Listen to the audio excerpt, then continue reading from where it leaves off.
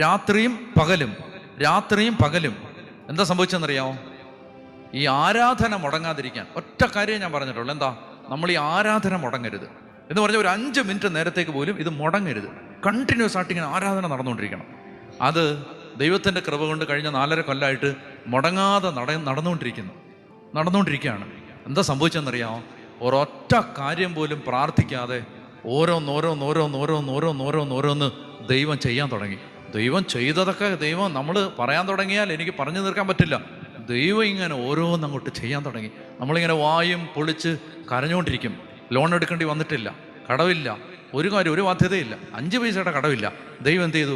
എല്ലാം ദൈവം അത്ഭുതകരമായിട്ട് ചെയ്തു തന്നു. പറഞ്ഞേ ഹല്ലേലൂയാ. ലോകത്തിൻ്റെ നാനാഭാഗങ്ങളിൽ ദൈവവചനമായിട്ട് പോകുമ്പോൾ ഒരാളെടുത്ത് പോലും പോയി പൈസ തരാവോ, സഹായിക്കാവോ എന്ന് ചോദിക്കേണ്ട അവസ്ഥ ദൈവം തന്നിട്ടില്ല. അങ്ങ് ചോദിക്കരുതെന്ന് പറഞ്ഞിട്ടുമുണ്ട്. അങ്ങനെ പോയി ആരോടും പോയി ചോദിക്കരുത്.